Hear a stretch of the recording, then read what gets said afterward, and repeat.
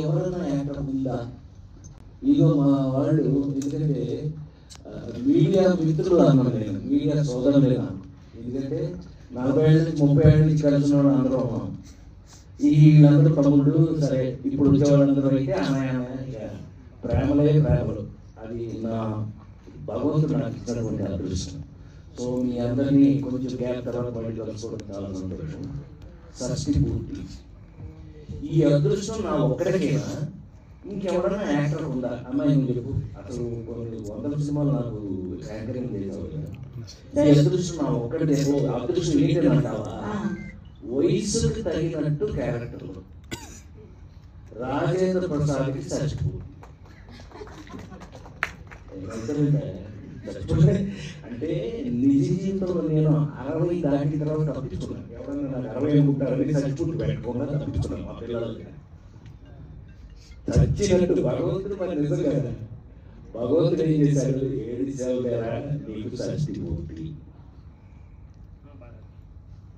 ఈ సినిమా నేను మీకు చెప్పాలి అంటే, ఈ సినిమా నా సినిమాల్లో చూసి మెచ్చుకుని మనకి అందరూ కొంచెం నల్లేవాళ్ళని వచ్చి నన్ను మెచ్చుకుని మీ అందరి ఇళ్లలోనూ ఒక వస్తువు అయిపోయాను నేను.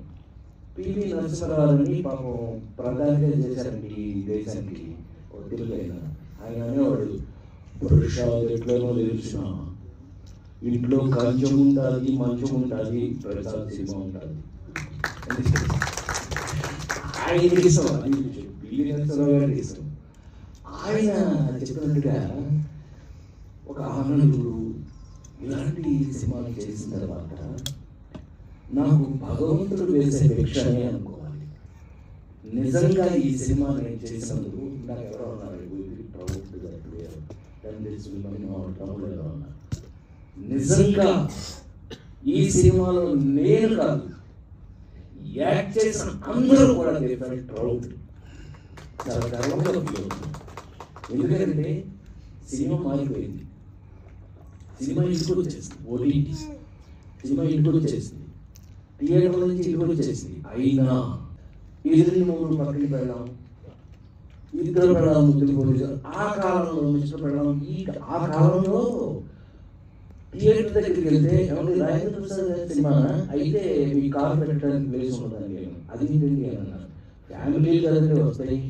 ఆయన సినిమా చూడడానికి ఫ్యామిలీ ఒక టికెట్ బుకింగ్ కౌంటర్లో 10 టికెట్లు 12 టికెట్లు కనిపిస్తుంది. 10 టికెట్లు 12 టికెట్లు కట్టవాలి అంటే అది ఫ్యామిలీ సినిమా ఉండాలి, ఫ్యామిలీతో సహా వచ్చే సినిమా ఉండాలి అని అనేవాళ్ళు ఆ రోజులో. అది నిజంగా అయితే 100% షష్ఠి పూర్తి.